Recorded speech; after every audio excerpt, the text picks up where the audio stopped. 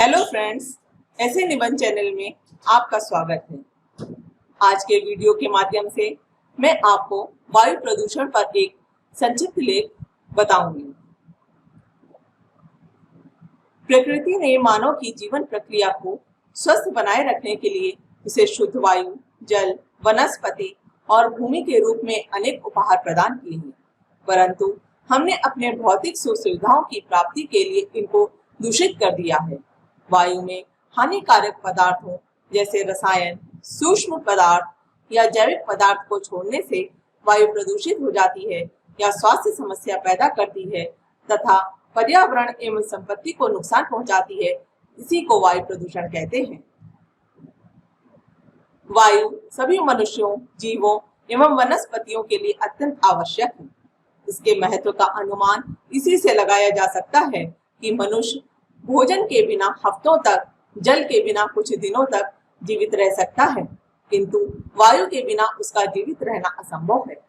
वायुमंडल में जरा सा भी अंतर आने पर वायु असंतुलित हो जाती है और स्वास्थ्य के लिए हानिकारक साबित होती है। जब कभी वायु में कार्बन डाइऑक्साइड, नाइट्रोजन के ऑक्साइडों की वृद्धि हो जाती है तो ऐसी वायु को प्रदूषित वायु तथा इस प्रकार के प्रदूषण को वायु प्रदूषण कहते हैं। वायु प्रदूषण का सबसे अधिक प्रकोप महानगरों पर हुआ है। इसका कारण है बढ़ता हुआ औद्योगिकरण। गत वर्षों में भारत के प्रत्येक नगर में कारखानों की जितनी तेजी से वृद्धि हुई है, उससे वायुमंडल पर बहुत प्रभाव पड़ा है। इसके अलावा सड़कों पर चलने वाले वाहनों के धुएं से निकलने वाली कार्बन मोनोऑक्साइड गैस भी वायु प्रदूषण का बड़ा कारण है। बढ़ती हुई जनसंख्या, लोगों का काम की तलाश में गांवों से शहरों की ओर भागना भी वायु प्रदूषण के लिए अप्रत्यक्ष रूप से उत्तरदायी है।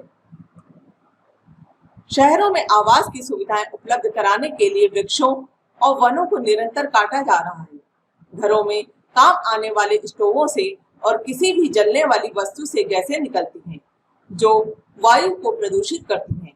वायु प्रदूषण का एक कारण ऊर्जा संयंत्र भी है।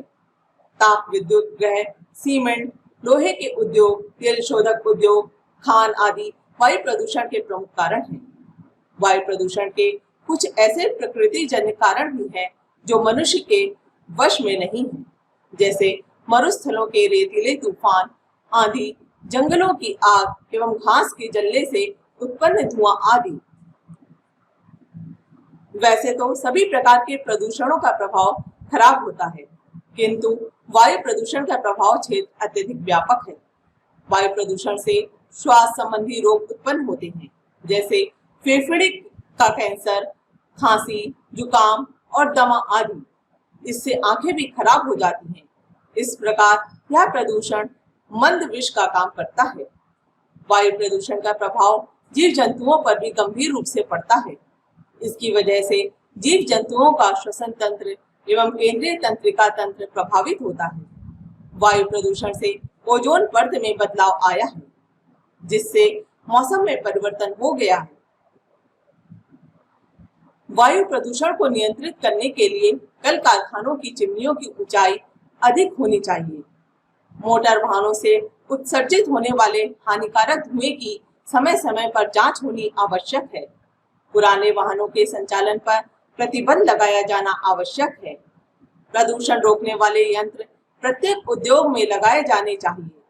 घरों में सौर ऊर्जा चालक कुकर का उपयोग किया जाना चाहिए। यूरो 1 और यूरो 2 मानकों का कड़ाई से पालन कराया जाना चाहिए। अंत में निष्कर्ष के रूप में यही कहा जा सकता है कि आधुनिक युग में वायु प्रदूषण के कारण बढ़ते ही जा रहे हैं। यदि समय रहते इनका निवारण नहीं किया गया तो इनका काफी विस्तार हो जाएगा। वायु प्रदूषण के घातक परिणाम न केवल वर्तमान प्राणियों को बल्कि उसकी भावी पीढ़ियों को भी भुगतने पड़ेंगे। इसके लिए यह आवश्यक है कि प्रकृति को सहज रूप में अपना कार्य करने के लिए अधिक से अधिक अवसर दिए जाएं। धन्यवाद। दोस्तों, अगर आपको मेरा यह वीडियो पसंद आया हो तो कृपया लाइक और शेयर कीजिए, और अगर अभी तक आपने चैनल सब्सक्राइब न किया हो तो कृपया सब्सक्राइब कीजिए।